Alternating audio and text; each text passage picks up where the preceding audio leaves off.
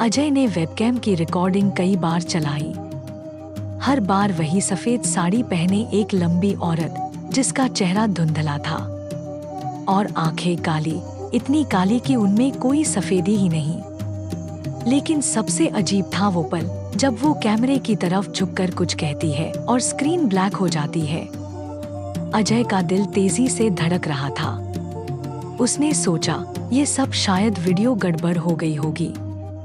लेकिन जैसे ही उसने वीडियो पॉज किया, उसके कान के पास वही धीमी फुसफुसाहट आई, चले जाओ। वो डर से चौंक कर पीछे हट गया। कमरा खाली था, लेकिन अब उसे महसूस हो रहा था कोई उसकी पीठ के ठीक पीछे खड़ा है। उसने हिम्मत जुटाकर पलटकर देखा, कुछ नहीं। अगले दिन अजय ने तय किया कि अब वो इस गली और इस फ्लैट के बारे में और जानकारी जुटाएगा। उसने पास की चाय की दुकान पर बैठे एक बुजुर्ग से पूछा, बाबा, इस गली में पहले क्या हुआ था?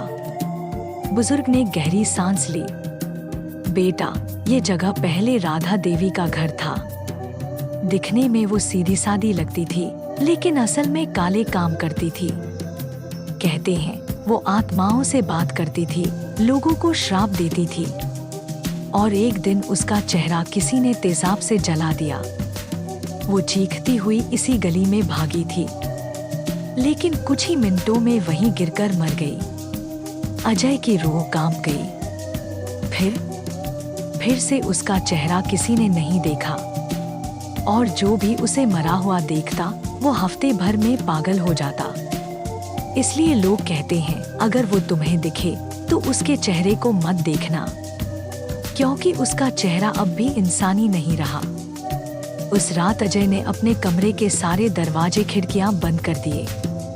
लेकिन करीब 2:55 बजे दीवार पर वो नमी का धब्बा फिर से दिखाई दिया, इस बार और बड़ा, और उसमें एक अस्पष्ट सा चेहरा उभर रहा था। चेहरा बिना आंखों के। अजय ने डरते हुए नजरें फेर ली, लेकिन तभी खिड़की के शीशे में उसका प्रतिबिंब दिखा। वो औरत खिड़की के ठीक बाहर खड़ी थी और धीरे धीरे अपना चेहरा शीशे से सटा रही थी। उसके चेहरे पर कोई आंख, नाक, मुंह नहीं, बस गहरे गड्ढे और उन गड्ढों से बहता काला पानी। अजय ने घबराकर पर्दा खींच दिया, लेकिन पर्दा हटाते ही वो औरत अब कमरे के अंदर थी। धीरे धीरे उसकी तरफ बढ़ रही थी। वो जितना पीछे हट रहा था, कमरा उतना ही लंबा होता जा रहा था। दरवाजा दूर, बहुत दूर। और फिर उस औरत ने अपना लंबा हाथ बढ़ाकर अजय के कंधे पर रख दिया।